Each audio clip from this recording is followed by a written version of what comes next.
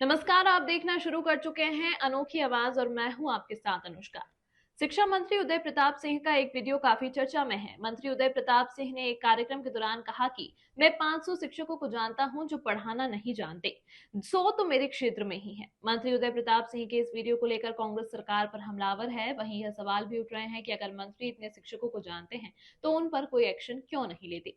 मंत्री उदय प्रताप सिंह वीडियो में कह रहे हैं कि मैं 500 शिक्षकों को व्यक्तिगत रूप से जानता हूं जो स्कूल पढ़ाने नहीं जाते। उन्होंने किराए पर लोगों को लगा रखा है। इनमें से 100 तो मेरे जिले से ही हैं। यह विचार करने वाली बात है। जब हम विपरीत बात करते हैं तो उस और ताली ज्यादा बजती है। शिक्षकों के साथ धरने पर जितना मैं बैठा हूं उतना शायद ही कोई व्यक्ति बैठा होगा। इस वीडियो को शेयर करते हुए नेता प्रतिपक्ष उमंग सिंघार ने कहा, एमपी के शिक्षा मंत्री की यह स्वीकारोक्ति तो चिंता की बात है। आप ऐसे 500 मक्कार शिक्षकों को जानते हैं जिनके एफजी स्कूल में पढ़ाते हैं, तो आप यह बात जानते हुए भी उन्हें आश्रय क्यों दे रहे हैं? आपका यह स्वीकारना और फिर भी कार्रवाई न करना आपकी कमजोरी ही तो मानी जाएगी। कम से कम अपने जिले के उन 100 शिक्षकों पर तो कार्रवाई कीजिए जिनका आप नाम पता जानते हैं। बेहतर हो कि आप अपनी विफलता को छुपाने के बजाय हिम्मत बटोर कर कार्रवाई करें। यदि नहीं करते तो अपने पद से इस्तीफा दे दीजिए,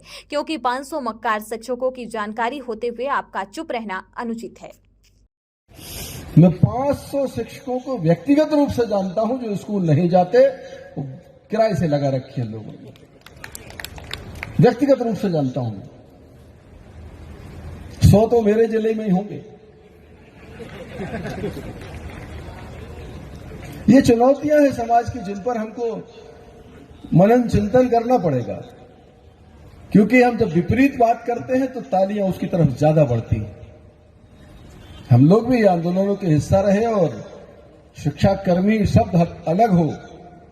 शिक्षा कर्मियों के साथ जितने धरनों पर मैं बैठा होऊंगा, शायद ही कोई मध्य प्रदेश में आज की व्यवस्था से जुड़ा कोई राजनेता बैठा होगा। लेकिन सब कुछ ठीक चलता रहे और उसमें से रास्ता निकालने की चुनौती जो है, हमारे कर्मचारी संघ के अध्यक्ष हैं, ये बल्लभ भवन से जुड़े रहते हैं, समझ सकते हैं कि उपलब्ध संसाधनों में श्रेष्ठतम आपसे निकाल लेना और आपकी मदद कर देना, इन दोनों के सामंजस्य बनाने की कितनी बड़ी चुनौती रहती है। एक तरफ वित्तीय व्यवस्था क्या है, आप लोग असल में अपने मतलब की बात सुनते हो, केवल पूरा नहीं सुनते।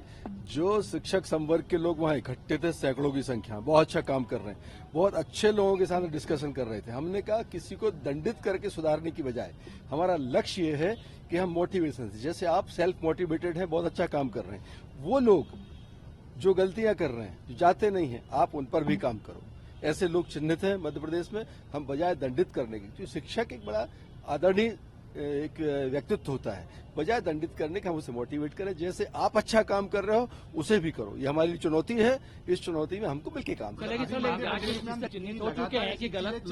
अरे ऐसे नहीं हो, बावजूद सरकार अगर विभाग कार्रवाई नहीं कर रहा है, नहीं, ऐसे कार्रवाई की बात नहीं है। हर चीज कार्रवाई से नहीं कर सकते आप। जिनके ऊपर हमारे बच्चों का भविष्य निर्भर है, वो किस, आप पूरा, अगर आप मेरा जो वीडियो है पूरा सुनो, आप 35-40 मिनट का भाषण है, उसमें हम लोग ऐसे शिक्षकों के साथ बैठे थे जो समाज में बहुत बेहतर काम कर रहे हैं। तो हम आपस में संवाद किया।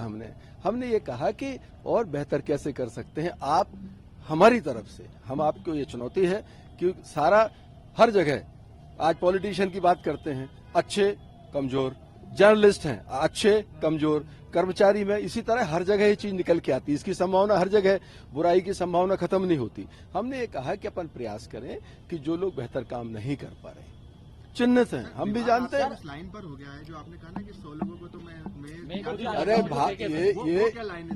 ये आपके भाषण का विषय होता है, कैसा हम भी जानते हैं, अनेक लोग हैं। लेकिन अब ये नहीं कि अगर हमने 100 कहा तो आप गिनती करवाओगे कौन कौन 100। ये भाषण का विषय वस्तु होती है। लेकिन क्या आपने देखा हुआ है, आपने समझा हुआ है कि इनको क्या ठीक है? क्या आपने देखा वो चयनित किया हुआ है, यानी पहचान लिया है कि आपकी जानकारी? नहीं, ऐसा नहीं है। जो आप अखबार पढ़ते हैं, आप अखबार की खबर आती है कि शिक्षक ऐसे रखे हुए हैं, वो हमारी जानकारी का विषय होता है। आपने कहा एक शिक्षक ऐसे वहां निमित्त कर रहा है, वो हमारी जानकारी का विषय होता है।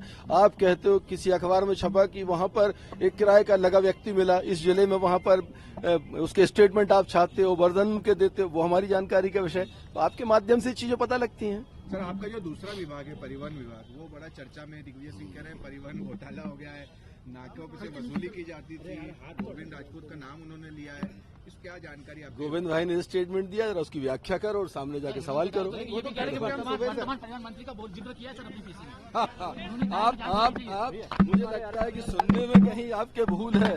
कोई नहीं बोल सकता, कोई नहीं। आप भी जानते हो माननीय मुख्यमंत्री जी के नेतृत्व में परिवहन की श्रेष्ठतम व्यवस्था मध्य प्रदेश में लागू करने की हम लोगों ने कोशिश की है और आज जितना ट्रांसपेरेंट तरीके से हम लोग कर रहे हैं और जो थोड़ी बहुत कमियां कहीं नजर आती हैं हर दिन उन पर फोकस करके हम लोग काम करते हैं। और आप देखना एक आदर्श परिवहन सिस्टम हम लोग गुजरात को हम लोगों ने मॉडल ट्रांसपोर्ट सिस्टम माना है, उसकी तर्ज पर मध्य प्रदेश को ले जाएंगे और आज हम साल भर की गतिविधियों से संतुष्ट हैं कि हम जिस दिशा में हमने कल्पना की है परिवहन विभाग को हम वहां लेकर जा रहे हैं। इस खबर में फिलहाल इतना ही। अन्य खबरों के लिए देखते रहिए अनोखी आवाज।